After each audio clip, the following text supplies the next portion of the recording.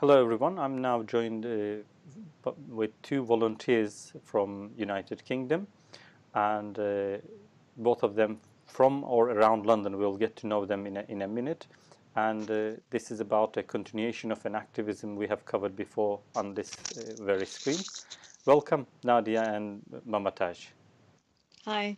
Hi. Hello. Uh, can we get to know you? Who are you? How would you describe describe yourself or introduce yourselves to us? Let's start with Nadia, for instance. Hi, everyone. I'm Nadia. I'm the co-founder of the Delicate Mind, which is a charity that looks at mental health within the South Asian Muslim community. I've been volunteering with Wise and also really keen to raise awareness about how we can help refugees, specifically children, in Greece, which is why I'm keen to take part in this campaign. And Mamatash? Hi, I'm Mamataj. I'm a civil servant in my day job, and I've been volunteering with Mental Wise for about a year, doing various interfaith projects, and more recently running a book club with them. I'm also taking part in this refugee campaign, going to Greece along with Nadia and other volunteers from the group, and taking part in a run this Sunday. So, in a short, what is this campaign? Like what are you going to do and when it is going to happen? So, about 10 of us are going to Athens in Greece at the end of March to visit refugee families and people who have had to flee from their homes and seek sanctuary in Athens.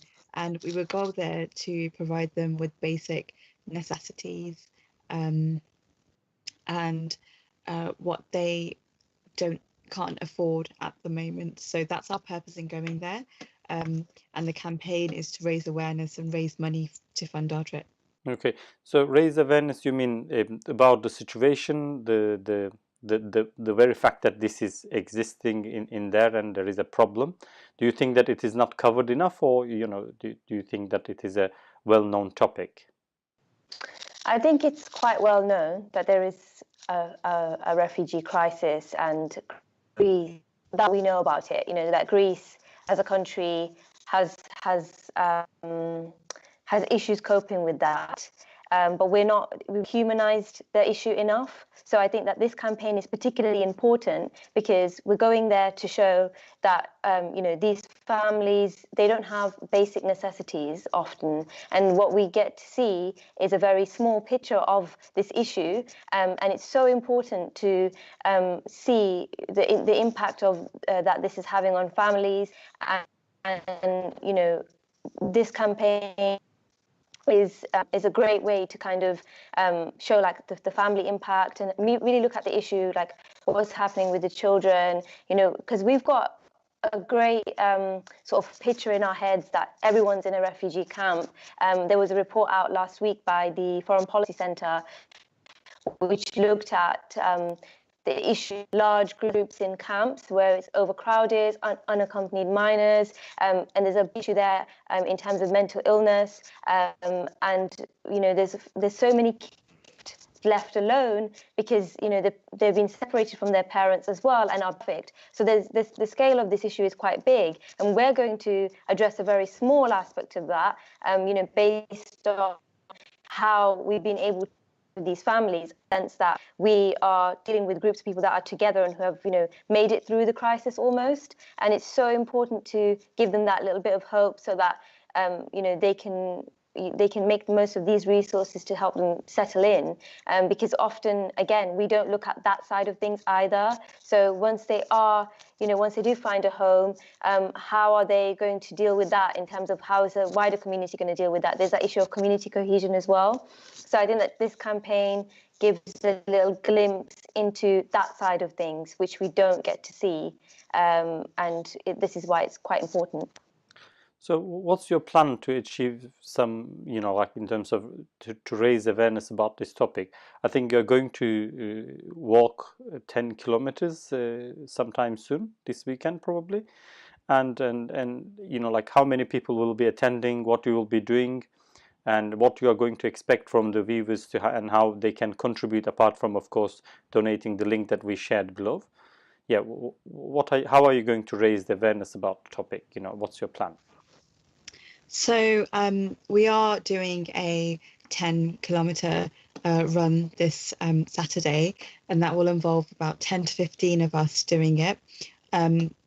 We're a team of all females taking part in that running campaign, and it is a continuation of a longer walk that took place at the beginning of February. And the purpose of that, first and foremost, is for us to experience a little bit of what refugees have to go through when they get exiled from their home, or when they have to leave their communities. So that's an empathy exercise that we undergo to understand what other people have gone through, and through that, and through our first-hand experience of this, we can then take what we've learned and share that with people around us, our families, our friends, our wider community, people who we work with, who understand that there's a crisis going on and understand that terrible things are happening, but don't know exactly how it feels. So that's one way that we're doing it. Secondly, by raising the money that we're raising, it's going to buy necessities, and we often overlook just how little people have. So the fact that nappies, books, writing books for kids at school, health products, they aren't available to people who are refugees, but they are basic necessities that we take for granted here. I think it raises awareness of a different type of issue that refugees face all the time. We understand that there is the political aspect of it. We understand that there might be difficult getting housing, getting places in education and schools, but the day-to-day living can often make or break family and familial ties. And often one of the biggest causes of this is things to do with money. So if we can provide something that isn't being provided at the moment, which is basic necessities, maybe that can take away some of the worries and pressures that refugees and their families face at the moment. And when you're in between, and that's what Greece is at the moment for a lot of people, it's not where they want to be, it's not where they are from. You're in a limbo where you don't know what's happening, and because of that you can't really settle down and make ties, and you don't think long term, you only can think short term. But because of the limited resources you have, you also can't live a good life in the short term, which is really unfortunate. I see. So, have you ever been to Greece to see, or is this the first trip will become, or like what is the situation about that? How much informed you are about this issue? I've been involved with UK-based charities working with recent refugee children and young people and women to try and integrate them into society in the UK. That through language sharing classes, through a theatre project that I've been taking part in. I've worked on the front lines of people who have come to the UK to start a life here. I haven't gone to the front line of where it's happening and where people are making their journeys and transitioning. So that will be a very new aspect to it, and I think being on the ground will be a very different experience, because the people I've worked with so far, they've made their journey already. They've come to where they want to settle. They're safe now. They're applying for asylum. They're applying for citizenship, and they're starting a new life here. The people that we will meet in Greece, unfortunately, are still waiting, and I think that will give a different perspective on my experience. And what about you, Nadia? Similarly, I've worked on integration projects, specifically dealing with teenagers, around how we can assist them with language classes. That's one thing I did whilst at university, and refugee welcome campaigns to try and encourage local governments to help resettle families here in the UK. Beyond that, I haven't actually done any work outside of the UK around this issue, but I am very much concerned with mental health issues amongst refugee children, which is one of the primary motivations for me to want to, assist with this campaign. And whilst I am there, I'll also be working with another NGO separately on this particular issue, specifically trying to help children that have been separated from their parents because of this crisis, helping them to gain literacy, English skills, in order to help them, learn a different language, and also specifically how we can develop better methods to deal with the trauma that they've gone through. And, a lot of that is also about what we can do to help them integrate into society better there. So based on what I've been doing here, how can I apply that knowledge there? So that's part of a long-term project that I'll be working on over the next couple of months there. Yeah, I'm really touched by the approach you've got, because I'm involved in refugee crisis, and I try to promote these sort of activities. But often people look at the issue as a blanket, because it is called, we need to provide blanket or food, or we need to provide basics. But you have a very refined approach. You are talking about the needs of the children, the reading books, the nappies, the mental health issues and stuff. And I want to really help you. So what can the people who are watching this video do, what they can do to help, to contribute, so that you can achieve these aims? Of course, they can donate. I have to remind that they can donate to your campaign, which is a very modest target. I think we can easily achieve that, I believe. But what else they can do, like in terms of raising awareness, how they can promote your messages? Are you planning to do some Twitter, Facebook posting on the day of activities, and on your visit to trip? Are you going to share feedbacks? So is it a good idea for them to follow you and reshare and comment about the issue, so a wider society can become aware of it? How can we help? I think one of the practical ways, we really appreciate donations first and foremost, so that these supplies that we're talking about, we'll be able to actually provide them with these essentials, as Mama Tosh has pointed out. We do take that for granted so easily here, because we're so removed psychologically from the issue, so we don't actually see the people's needs, the day-to-day needs that they have. I think one thing I'm quite keen to stress here is, given the sensitive nature of the issue and the fact that we must uphold these people's human dignity, I wouldn't feel comfortable, taking pictures about who we're seeing and how we're, helping them, because I just feel like it is personal, it is quite private at the same time. So I don't mind sharing, keeping up to date with our social media. So when we do share reflections of what we've done, that's something that I'm keen to talk about, especially around this issue of mental health, because it can be quite private. But I think do follow Mental Wise at social media.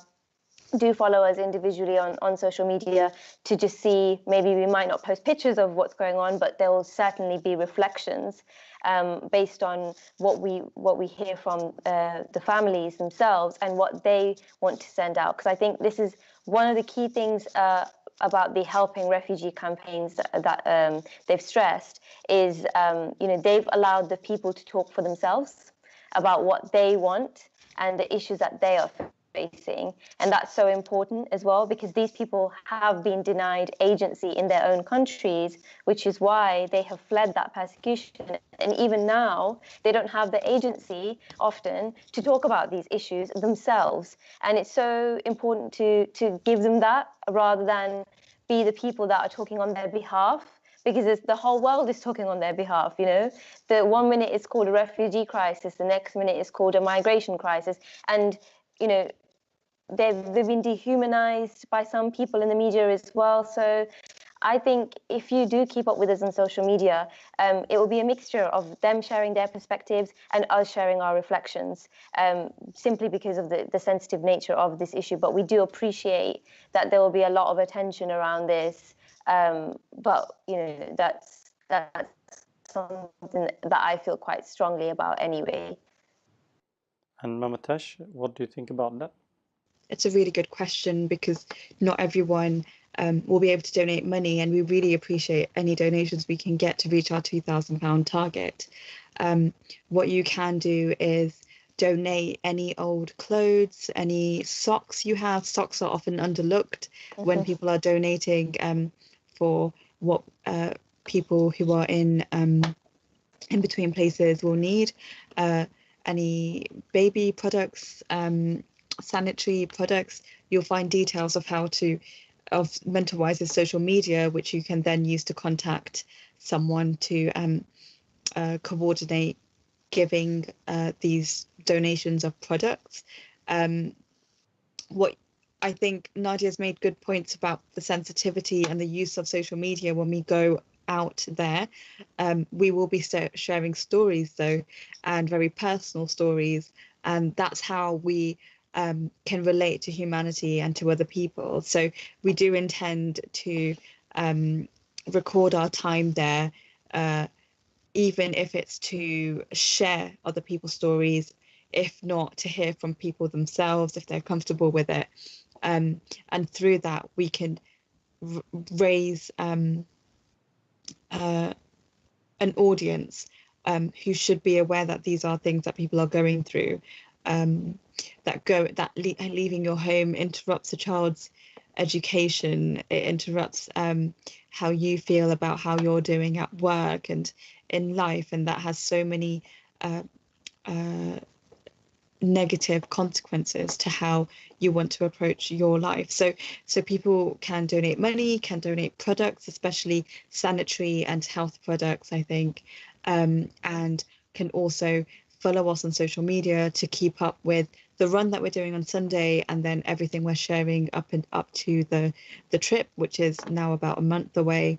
And if people can also, if they want to take part in fundraising, so setting up a bake sale at work or in their school, and then donating that money to the campaign, we'd be really, really appreciative of that. And if they are involved with charities or groups who are working with these things and they want to collaborate, we'd be happy to do that sort of thing for whoever's watching this. I think that there is a lot you have already mentioned, and I think they are all doable, and I'm sure people who are watching this video will consider doing a couple of them at least. And I hope you have a successful run of 10 kilometers this Sunday, 3rd of March. And I hope you a good trip and a good experience in general. And I hope to see your reflections on social media about what you have seen and what you felt about and what you're bringing back here. And we'll hopefully keep in touch. Thank you very much for joining our program. Is there any last message that you want to say, or shall we say goodbye to everyone? I'm happy to say goodbye. Okay. Thank you very much once again for joining and for doing this activism. And we'll be watching you on social media, and we'll be sharing your links anyway. Have a nice evening.